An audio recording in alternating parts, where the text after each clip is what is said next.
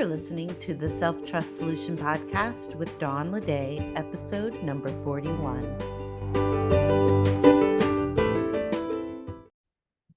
Welcome back. Today we are going to talk about navigating expectations and manuals. This episode is good for anyone who's felt the weight of unmet expectations, either self-imposed or set by others, and wants to turn it from debilitating to a dependable drive. We're going to talk about understanding our expectations, what they mean, and how we can use them. We're going to learn to differentiate between healthy expectations and those that lead straight down the path to disappointment and self-judgment. Then we'll explore ways to combine disappointment with hope and determination and pride, ultimately propelling you forward.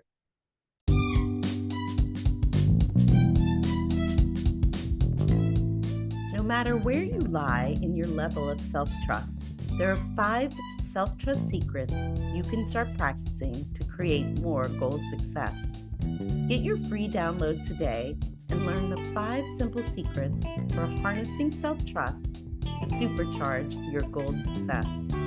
Say goodbye to self-doubt and confusion and discover the keys to reigniting your passion for your goals.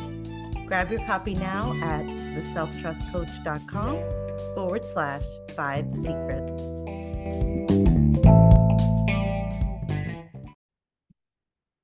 I learned the concept of manuals in one of my coaching certifications, and I've coached many people on the manuals they have for others. And really what that means is manuals are basically we create a rule book of expectations for what other people should say, not say, do, and not do. And the truth is we all have them, and it's not a problem at all. What becomes a problem is when we make the other person behaving in a way, if they do not meet the rule book, if they don't work within the manual, we can make that mean something about ourselves, or we can treat ourselves poorly because of that. So I don't want to focus on the manuals we have for others, because what I've learned from this is that the manuals or expectations that we have for ourselves are often the most debilitating.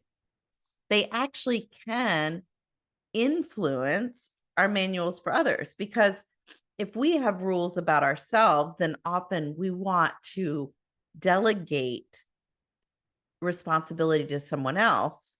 If they don't behave in a way that we think they should, then they're the reason we don't feel great, instead of really paying attention to what we're creating for ourselves within ourselves. So that's why focusing on our own manuals and the expectations we have for ourselves is so important. It actually does influence the manuals we have for others. And again, manuals and expectations, not a problem.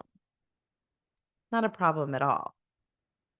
It's when we use the not meeting of those manuals, the not performing or living up to or behaving or looking like those manuals we have, and we start to make it mean something about ourselves, that it creates a problem. So I can tell you this not only from experience of coaching many people on it, but from my own life, which is how I got into this work, was I had very specific manuals for how my life should go, how I was supposed to behave, the results that were supposed to be created in everything that I did. And when those results were unmet, when I didn't show up in the expected way or something happened differently, I could make it mean pretty terrible things about myself and my future. So not just the thing in the moment, but my future as well. I'm going to give you a really simple example of this. And it was putting fresh sheets on the bed. This is one of the simplest examples that I can give you that just really came up to me again 2 days ago when I noticed the difference of how I reacted in this moment I'm going to share with you about and how it's changed over the years now because of this work. And what happened was I was putting the fitted sheet on the bed, putting fresh linens on the bed, and I picked one corner of the fitted sheet and put another corner on before realizing that I had started on the wrong side. I had the short sides on the long side. You guys know what I'm talking about. But I was super frustrated. Not like just a little bit like that's annoying. I was really frustrated. And I literally threw my hands in the air and said, "Why is this so hard? Why doesn't anything just work? Nothing works the way I want it to." Like those all three sentences came out of my mouth out loud while this was happening. Now, of course, this showed up in many, many more significant and challenging ways. But I share this because my expectations for things to go my way seemed to be what was leaving me disappointed and frustrated and like a failure, or worse, even like a victim. And I kind of was. I was making myself a victim of my own expectations.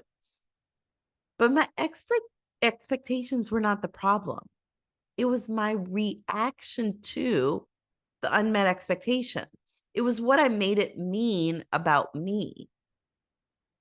Now, there are many of you who will identify with this in relation to simple frustrations like fitted sheets, and in much larger ways, like, say, a rejection letter from a publisher or a canceled client account.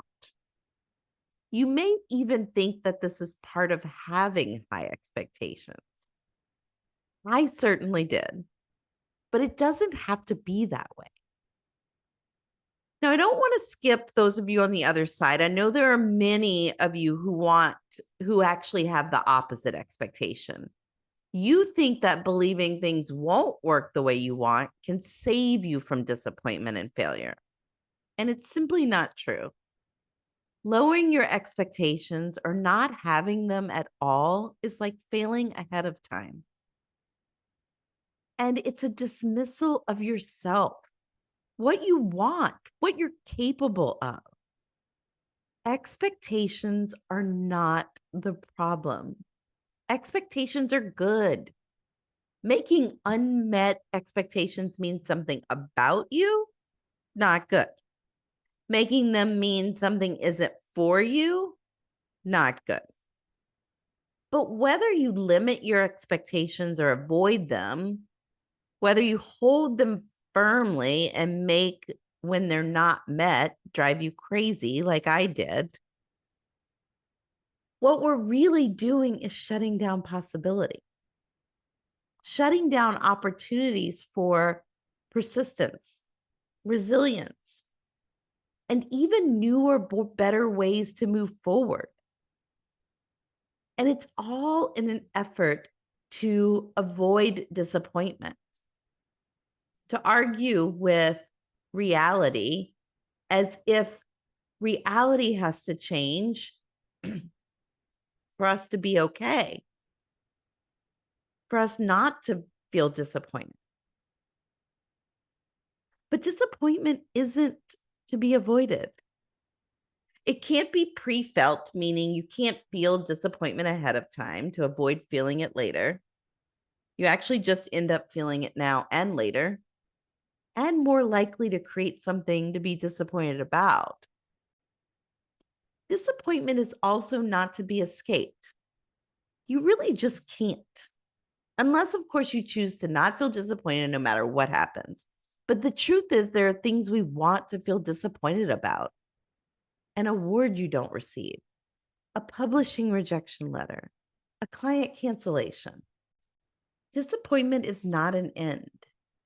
It is a vibration in your body, an uncomfortable sensation. That's all. And when you let it be that, you can feel it and decide what's next. You don't have to take that disappointment and make it mean any more than it is. You do not have to react, as in my example of the fitted sheet. In fact, as I mentioned just 2 days ago, I was able to relive this experience. Now, certainly I have put fresh sheets on my bed many times over the years, but I just happened to notice the difference between several years ago and this time because it was very similar. I grabbed the corner, put on a couple of corners, went to put on the third corner, and it was the wrong direction. I had it wrong. I felt a little disappointed and a lot of humor. It was such a good reminder of how multifaceted we are. I was able to find humor in the change in reaction from years past and now. I was able to allow the disappointment to be there with the humor. And then I noticed some pride bubble up. Pride for just the change, for being able to recognize it. So you absolutely can feel disappointment and hope. You can feel disappointment and determination, disappointment and proud. Disappointment is part of the journey, but it's not the end. And it doesn't even have to be a stopping point. So have expectations, have bold, amazing expectations. Maybe so bold that you even know disappointment may be coming. What will you take away from this episode? My goal is for you to change your perspective on expectations and disappointment. Expectations are not bad. What matters is how we interpret unmet expectations. It's our interpretations of those unmet expectations that can be debilitating. The avoidance or even the holding tightly to expectations can limit possibility. Instead, let's use disappointment as a motivator for growth and a reminder to learn and innovate. Disappointment is not the end. It's simply a feeling, a vibration in your body. You have the power to choose how you respond to it and what comes next. So have expectations, the kind that open up to possible disappointment and hope and possibility and belief. What if everything you want is on the other side of disappointment? Thank you for joining me today on the Self Trust Solution podcast. If you love this episode, don't forget to leave me a review. This helps me reach new listeners, continue to create content, and brings me joy in my mission to serve. Join us next week for episode number 42. Thanks for tuning in and have a trust-filled week.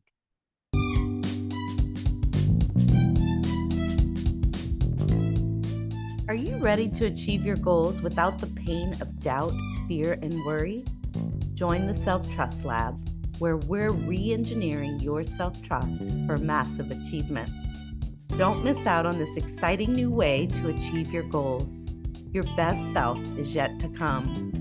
Join us at theselftrustcoach.com/the Self-Trust Lab. See you inside.